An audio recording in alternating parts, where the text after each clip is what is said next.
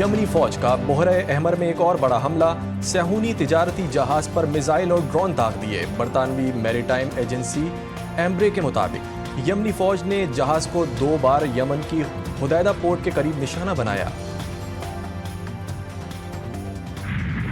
غزہ میں صہیونی بمباری سے مزید 45 فلسطینی شہید۔ جبالیہ میں یمل سعید اسپتال پر بمباری سے 15 فلسطینی جان سے گئے۔ اسرائیلی فوج نے شمالی غزہ کے جبالیہ میں صحافیوں کے ایک گروپ پر حملہ کر دیا، ایک شخص ہلاک، الجزیرہ کے کیمرہ آپریٹر زخمی۔ شہداء کی مجموعی تعداد 42,010 ہو گئی۔ صہیونی فوج نے مغربی کنارے کے شہر نابلس میں 4 فلسطینیوں کو شہید کر دیا۔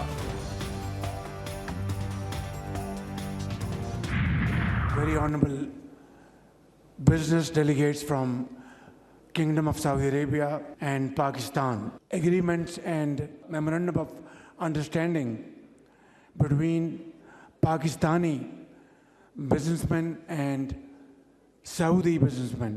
Value of these agreements and MOUs. سعودی عرب نے ہر مشکل وقت میں پاکستان کا ساتھ دیا۔ سعودی عرب کے ساتھ تعاون کے معاہدے نئی پیش رفت ہے۔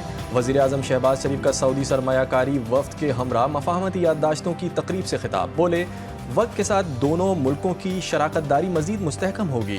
معاہدوں پر عمل درآمد کے لیے تمام اقدامات یقینی بنائیں گے۔ سرمایہ کاری میں حائل تمام رکاوٹیں دور کرنے کے لیے پرعزم ہیں۔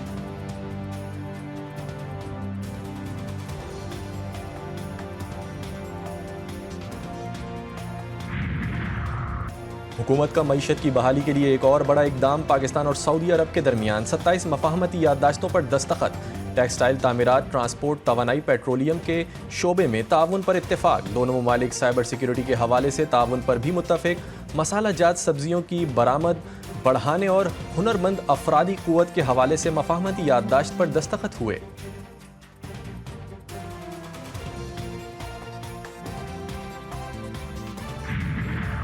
پاکستان سعودی عرب بزنس فورم کا انعقاد۔ نائب وزیر اعظم اسحاق ڈار کا خطاب۔ کہا، پاکستان کی معیشت پائیدار ترقی کی راہ پر گامزن ہے۔ اقتصادی بحالی کے ایجنڈے کے مثبت نتائج برآمد ہوں گے۔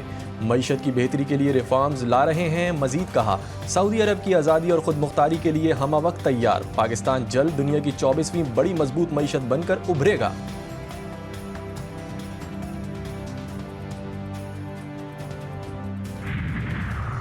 پاکستان میں سرمایہ کاری بڑھانے کے لیے پرعزم۔ پاکستان ہمارے لیے دوسرا گھر ہے۔ ہم دوست نہیں، ایک خاندان ہیں۔ ہماری معیشت اور معاشرے ایک دوسرے سے جڑے ہیں۔ سعودی وزیر سرمایہ کاری خالد بن عبدالعزیز الفالح کا خطاب۔ کہا، سعودی عرب میں مقیم پاکستانی کمیونٹی کا وہاں کی ترقی میں اہم کردار ہے۔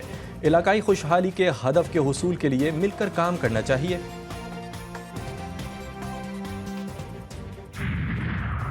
اسلام آباد میں ایس سی او کانفرنس کی تیاری۔ جڑواں شہروں میں سیکیورٹی سخت کرنے کا فیصلہ۔ 12 سے 16 اکتوبر تک شادی ہالز، کیفے، ریسٹورانٹ اور اسنوکر کلب بند کرنے کا حکم۔ پولیس نے نوٹسز جاری کر دیے۔ وفاقی وزیر داخلہ کا انتظامات کا جائزہ لینے کے لیے وفاقی دارالحکومت کا دورہ۔ تزئین و آرائش اور صفائی کے انتظامات کا جائزہ۔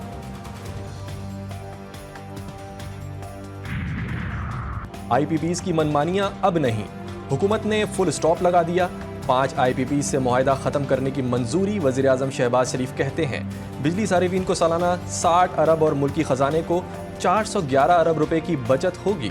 5 آئی پی پیز مالکان نے ملکی مفاد کو ذاتی مفاد پر ترجیح دی۔ مشکلات ختم نہیں ہوئیں، نہ دودھ اور شہد کی نہریں بہہ رہی ہیں۔ پاکستان آگے بڑھ رہا ہے اور ہمیں یہ سفر تیزی کے ساتھ طے کرنا ہے۔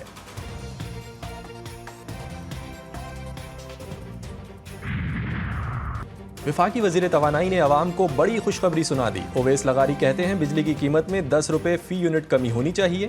مختلف حکومتی اقدامات سے مرحلہ وار بجلی کی قیمت کم ہوگی۔ حکومت کا فیصلہ تھا بجلی اور توانائی کی قیمتیں لوگوں کی پہنچ میں آئیں۔ توانائی سیکٹر میں اصلاحات لا رہے ہیں، بجلی سیکٹر کی خرید و فروخت کا آزادانہ ماحول پیدا کر رہے ہیں۔ پاکستان کا پاور سیکٹر اقتصادی ترقی میں رکاوٹ بنا رہا۔ ورلڈ بینک کا بڑا بیان۔ عالمی بینک نے پاکستان کی معاشی ترقی کی رپورٹ جاری کر دی۔ پاکستان کی جی ڈی پی گروتھ 2.8%۔ متوقع حکام کا کہنا ہے کہ بجلی پیداوار، ترسیل اور تقسیم کے نقائص نے بجلی کی قیمت بڑھا دی۔